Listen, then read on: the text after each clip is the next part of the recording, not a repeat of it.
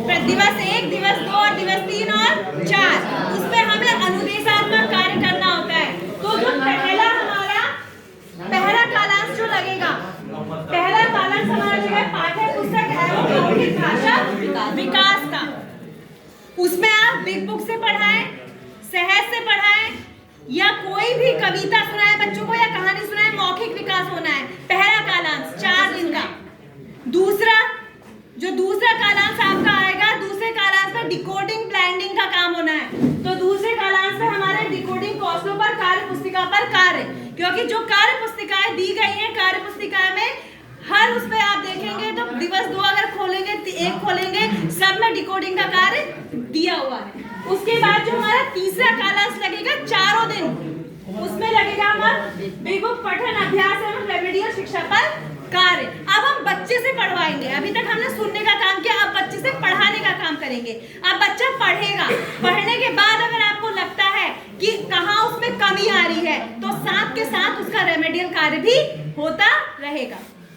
देख लीजिए, आपसे क्वेश्चन पुट आउट किए जाएंगे इसके बारे में, फिर ठीक है गलत है, इसमें क्या करेक्शन कर सकते हैं और क्या अच्छा और क्या कर सकते हैं, फिर ध्यान से सुनिएगा बात मेरी।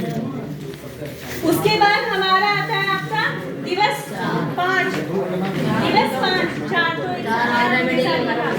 दिवस 5 आया आपका। दिवस 5 में हम क्या करते हैं बच्चे का, सर प्लीज सुन लीजिए, सुन तो लो। जो सप्ताह 5 आता है वो वेद हमारा पुनरावृत्ति के लिए होता है, कि हम उसकी जो हमने 4 दिन बच्चे को पढ़ा दिया उसकी हम पुनरावृत्ति करेंगे। लेकिन उसमें भी कालांश लगते हैं, क्योंकि 6 कालांश है, 3 हिंदी को दिए गए हैं, तो जो 3 कालांश है उसमें हमें क्या कार्य करना है। तो जो दिवस 5 आएगा उसका जो पहला कालांश होगा उस पर हम कार्य करेंगे स्वतंत्र पठन एवं रेमेडियल। अब बच्चे को स्वतंत्र पढ़ाएंगे कि बच्चा खुद पढ़ेगा और हाथ के हाथ उसका आकलन करते चलेंगे, उसको बताते चलेंगे कि ये गलती आपकी हो रही है। उसके बाद जो सेकंड आएगा आपका, सेकंड कालांश जो दूसरा कालांश आएगा, उसमें आप साप्ताहिक पुनरावृत्ति करेंगे। बच्चे को 4 दिन जो सिखाया है उसको वापस से रिवाइज करेंगे, वापस से पुनरावृत्ति करेंगे बच्चे की। फिर जब तीसरा कालांश आएगा तो उसको मौखिक भाषा विकास की गतिविधियां कराएंगे हम। गतिविधियां संदर्शिका में दी गई हैं मौखिक विकास की, कि कैसे पक्षी बोलते हैं, पक्षियों की आवाज निकालो, या सॉलिड चीज की या लिक्विड की आवाज कैसी होती है वो आवाज निकालो। ये बहुत सारी विकास की गतिविधियां दी गई हैं, तो वो गतिविधियां हम कराएंगे। उसके बाद हमारा दिवस 6 आ जाता है। दिवस 6 में हमारा जो है, इसमें हम रेमेडियल शिक्षण करते हैं और मैंने सीख लिया आकलन करते हैं। अब हमने बच्चे का आकलन किया, जो हमने 5 दिन उसको सिखाया, 6ठे दिन हिंदी में हम उसका आकलन करेंगे। तो जो पहला कालांश होगा उसमें रेमेडियल शिक्षण कराएंगे, क्योंकि पहले उसका आकलन करने से पहले उसको रिवाइज करा देंगे इन शॉर्ट कि ये हमने सीखा था। फिर जब आपका दूसरा कालांश आएगा तो उसमें आपने एक पेपर होता है मैंने सीख लिया।